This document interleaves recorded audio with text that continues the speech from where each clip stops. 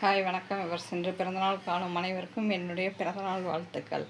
வாங்க மொச்சக்கொட்டை போட்டு காராகருணை போட்டு புளிக்குழம்பு வைக்கிறோம். வாங்க என்னோடய ரெசிபிக்கு போகலாம். வாங்க. 100 கிராம் மொச்சக்கொட்டை எடுத்தாச்சு.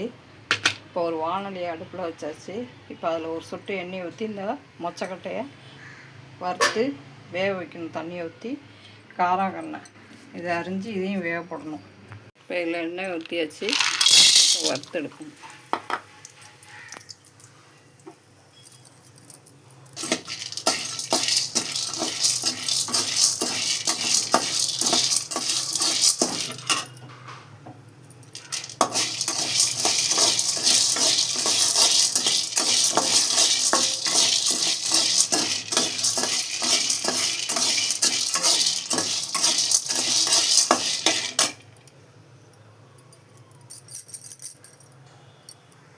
மொச்சக்கொட்டை சவந்துட்டு இப்போ தண்ணி ஊற்றணும்.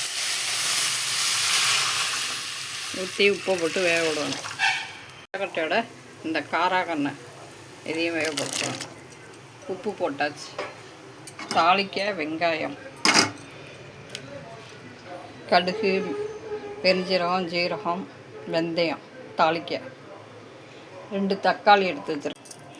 இப்போ ஒரு எலுமிச்சம் அளவு புளி ஊற வச்சு கரைச்சிக்க போகிறோம்.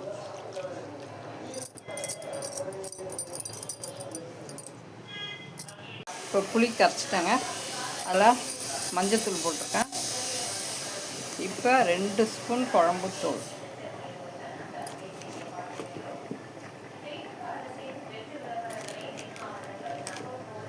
மல்லித்தூள் 1 ஸ்பூன்,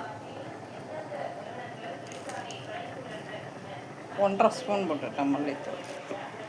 இதை அப்படியே கரைச்சிக்கணும்.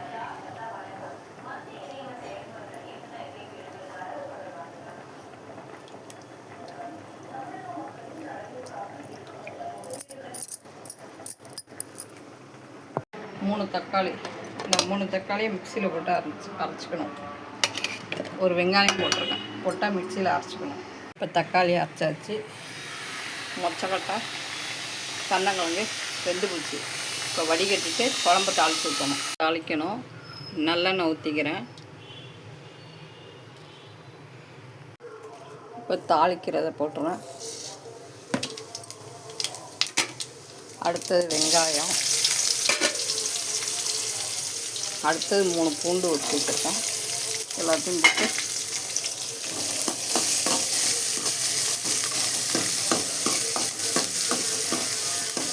நல்லா சிவப்பாக்கிடணும். பூண்டும் வெங்காயமும் நல்லா செவரணும். செவந்ததுக்கப்புறம் இந்த தக்காளியும் வெங்காயமும் அரைச்சி வச்சுருக்கோம்ல அதை ஊற்றணும்.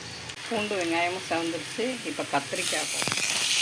அதையும் வதக்கி இப்போ தக்காளியும் வெங்காயத்தையும் இதில் ஊற்றணும். ஊற்றி பச்சை நாத்தம் போகிற வரைக்கும் வதக்கணும். இப்போ பச்சை நாத்தம் கொதிச்சு இப்போ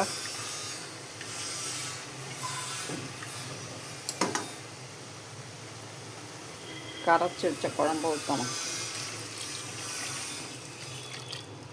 ஒரு கொதி வந்தோடனே இதை வேக வச்சதை வடிகட்டி வச்சுருக்கோம்ல அதை எடுத்து போடணும்.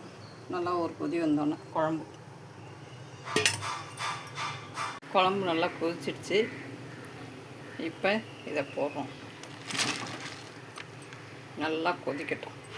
இதோட கருவாடு போட்டு வச்சோம்னா இன்னும் செம சூப்பராக இருக்குங்க.